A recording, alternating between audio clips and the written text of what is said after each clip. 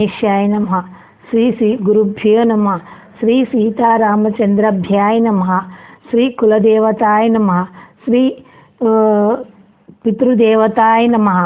శ్రీ సాయినాథాయ నమః. శ్రీ షిరిడి సాయిబాబా జీవిత చరిత్రం 14వ అధ్యాయం. అది 1906వ సంవత్సరం ఆషాఢ శుద్ధ పూర్ణిమ. దీనిని వ్యాస పూర్ణిమగా అంతకుముందు హైందవ ప్రముఖులు నిర్ణయించిరి. అష్టాదశ పురాణాలకు మూలకారకుడైన వ్యాసుని పేరున దీనిని వ్యాస పూర్ణిమగా నిర్ణయించారు. ఆ రోజు ఉదయం బాబా సాటే మామగారైన దాదా కేల్కర్కు పిలిపించి, ఈరోజు గురు పూర్ణిమ, గురువును పూజించవలసిన రోజు.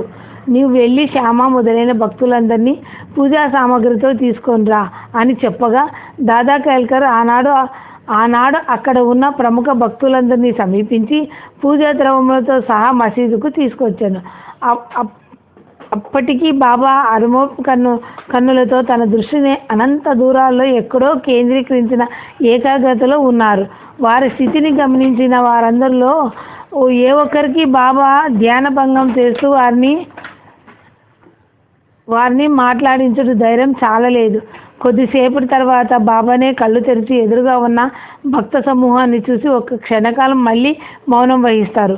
అంతవరకు బాబా శక్తివంతులైన అద్భుత శక్తులు గల దైవస్వరూపం అనే నమ్మకం వారందరిలో ఉంది. కానీ సాయిని గురు రూపంలో పూజించాలనే భావన ఎవరికీ లేదు. అందువల్ల గురు పూజ అంటే ఏమి చేయాలో, ఎవరికి చేయాలో, ఎలా చేయాలో అర్థం కాక చూస్తూ ఉండిపోయారు. వారి మనోభావాలను గమనించిన సాయి వారికి ఇలా బోధించాడు.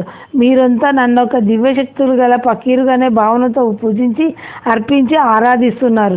మరికొందరు నన్ను సాక్షాత్గా దైవస్వరూపం అంటున్నారు. కానీ చిత్రాది చిత్రమైన ఈ సృష్టికంతటికి యజమాని దేవుడు ఒక్కడే, అల్లా మాలిక్ హై. నేను ఆయనకు ప్రియ అనుచరులను మాత్రమే. మీరందరికీ నేను తండ్రి వంటి వాడిని. మీరు నా నుంచి ఉపయోగం పొందాలి.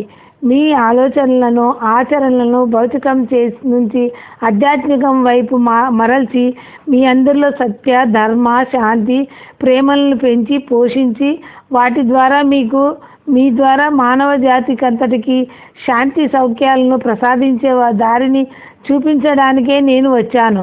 ఇది సాయి అవతార లక్ష్యం.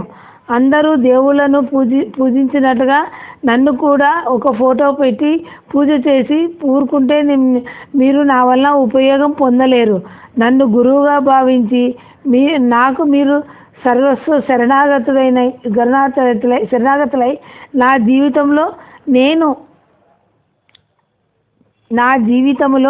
స్వయముగా ఆచరిస్తున్న విధానాలను, మీకు బోధిస్తున్న విషయాలను జాగ్రత్తగా అవగాహన చేసుకుంటూ వాటిని ఆచరణలో పెట్టాలి. మీరు చేయు పనులే మీ భవిష్యత్ జీవితాలను, రాబోయే జన్మలను కూడా పునాదులు. ఈనాటి ఈ వ్యాస మహర్షి పూర్ణిమ మీరంతా గురు పూర్ణిమగా భావించి గురువుగా నన్ను ఆరాధించి ఆనందించి తరింపవచ్చును అని మృదువుగా, మధురంగాను అతి సున్నితంగా విషయాన్ని వివరించి చెబుతారు. అక్కడి వారందరిలో మొదటగా దాదా కేల్కర్ పూజ పళ్ళెంతో బాబా వద్దకు వెళ్ళి సాష్టాంగ ప్రమాణం చేసి పాదాలను కడిగి ఆ తీర్థం కొంత లోపలికి తీసుకొని తాను తలపై చల్లుకొని అక్కడి వారందరికీ ఇచ్చి తర్వాత బాబా నుదుటిపై గంధపు పూసి పొట్టు పెట్టి అక్షంతలు పూలతో పూజించి బాబాకు స్వయంగా కొబ్బరికాయ కొట్టి కర్పూర హారతిని ఇస్తూ ఉంటే బాబా యొక్క దివ్యశమానంగా వెలిగిపోతూ క్షణానికి రంగులు మారుతున్నట్లుగా చూపర్లకు కనిపిస్తూ ఉండగా ఆశ్చర్యాన్ని పొందిన ఆనాటి భక్తులందరూ బాబా పాదాలను తాకి నమస్కరించాలని తహతహలాడారు. వారి మనోభావాలను గమనించిన బాబా ద్వారకామయ ముందు భాగంలో తాను లోగడ సృష్టించిన రాయి వద్దకు అడుగులో అడుగు వేసుకుంటూ నడుస్తూ ఉంటే మిగిలిన భక్తులందరూ వారి పూజా పాత్రలతో గల పూలను బాబా అడుగు వేయబోయే ముందుగా నేల మీద వేసుకుంటూ పూలపైన నడిపించుకుంటూ ముందుకు వస్తారు. రాతి దగ్గరకు చేరిన బాబా దానిపై కూర్చొని ఎడమ చేతిని కుడికాలు బొటను వేలుపై ఆంచి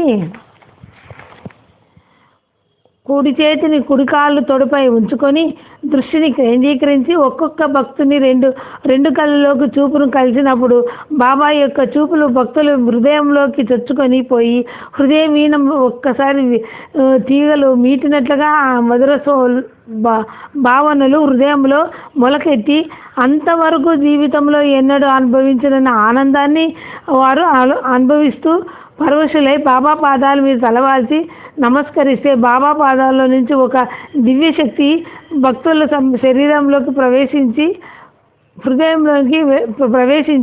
హృదయంలోకి వెళ్ళినట్లుగా అనుభూతి పొందారు. సద్గురువు నుంచి లభించే ఈ శక్తిపాతం ఎవరికి వారు అనుభవించి ఆనందించాలే తప్ప వర్ణించడానికి వీలు కాదు. ఆనాటి విచిత్ర సంఘటనలను అనుభూతులను స్వయంగా అనుభవించిన వారంతా ఆ మరుసటి రోజు ఆషాఢ శుద్ధ పూర్ణిమ నుంచి గురు పూర్ణిమ ఉత్సవాన్ని మన దేశ మేళ కరాళాలతో బాబా భజనలతో వివిధ రకాల అలంకరణలతో చేయటం ప్రారంభించారు. ఈనాటికి ఈ గురు పూర్ణిమ షిరిడీలో నిర్వహించబడుతున్నది.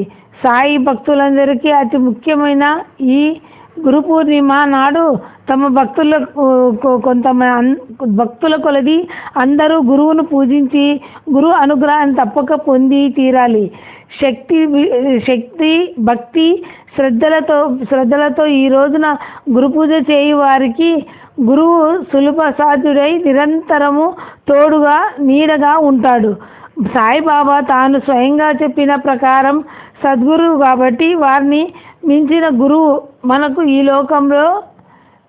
ఈ భూలోకంలో ఇంకొకరు ఉండరు. వారికి మనం సర్వస్వ శరణాగతులై జ్ఞాన మార్గాన్ని మనకు చూపించమని ప్రార్థిస్తూ ఈ అధ్యాయాన్ని ముగిస్తున్నాం.